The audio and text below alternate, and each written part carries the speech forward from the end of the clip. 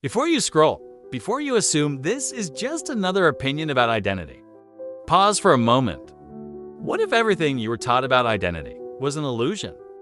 What if being Arab had nothing to do with blood, but everything to do with clarity? Welcome to Clarity Arabic Lab, where thought awakens, where language becomes light, and where philosophy meets the sacred. If you seek meaning beneath the noise, you're in the right place. We do not suffer from an identity crisis as much as we suffer from the illusions of identity. We have been afflicted by groups of Bedouins who believe that their ethnic affiliation grants them the attribute of Arabness, and who think that ethnic or linguistic affiliation gives them a divine mandate or superiority over the rest of creation. Here lies the first flaw, reducing Arabness to geography and lineage. In essence, Arabness is neither a geographical affiliation nor a tribal lineage. It is purity in expression, honesty in articulation, and clarity in purpose. The truth of Arabness is broader than land and deeper than language. Arabness, in its essential meaning, is not the language of the tongue, but the language of expression. It is not measured by the place of birth, but by the rank of clarity, honesty, and awareness. Anyone who is truthful in their expression, pure in their intentions, and clear in their reasoning is Arab in this sense, even if they are of Chinese descent or from a distant homeland. True Arabness is not an inherited privilege, but an existential rank that manifests when the heart is stripped of false masks and speaks truth without evasion.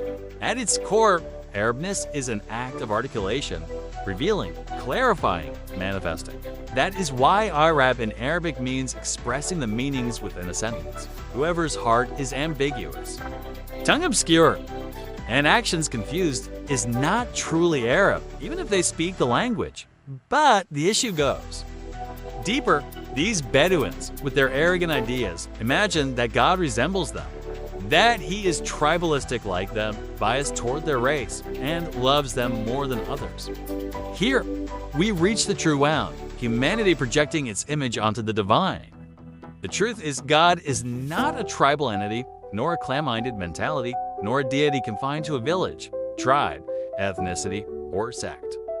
God is not a banner for a flag, but the ultimate destination of all banners. Those who imagine God through tribal bias or racial filters must understand the true divine is not racist, does not belong to one group over another, and cannot be confined to any geography or culture. God, or what we call by this name, is, in essence, the cosmic outcome, the eternal law that governs this world without bias. What science calls universal laws, and what philosophers call the first necessity.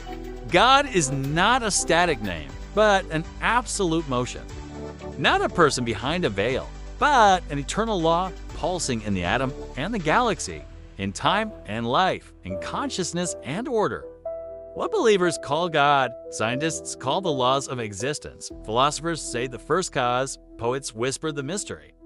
And in all these names, he is closer than can be encompassed, greater than can be confined.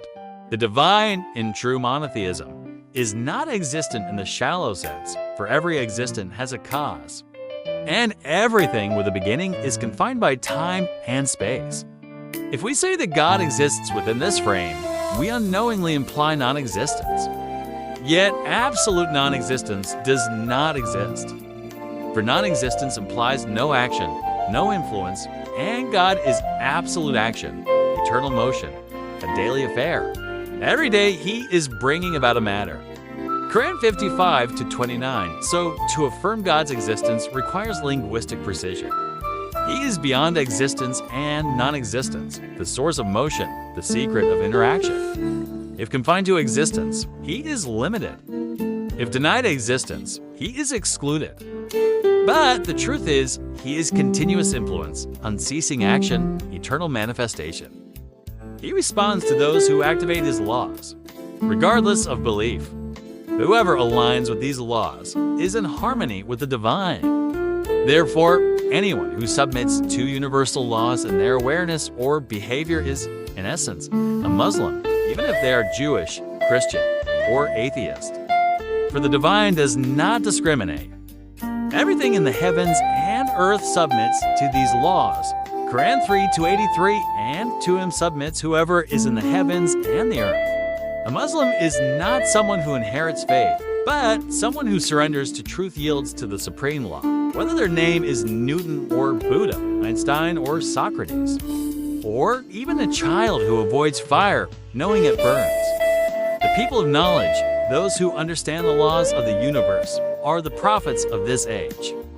A scientist who perceives and activates these laws is closer to monotheism than many religious pretenders.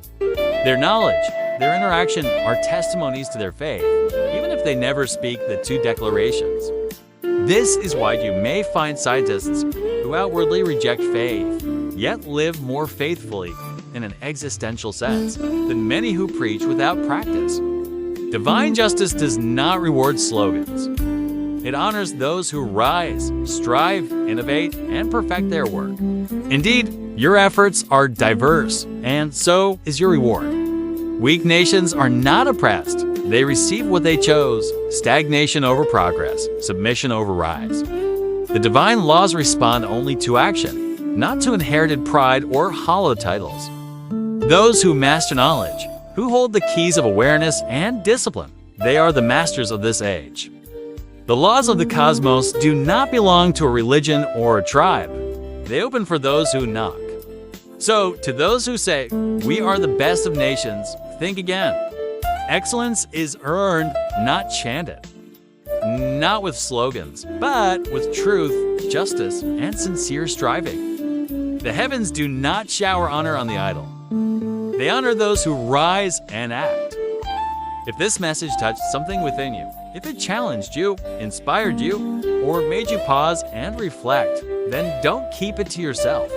Subscribe to Clarity Arabic Lab. Like this video to let the algorithm know reflection matters, and share it with someone still trapped in the illusion of names. Because the world doesn't need more noise, it needs voices that rise and act.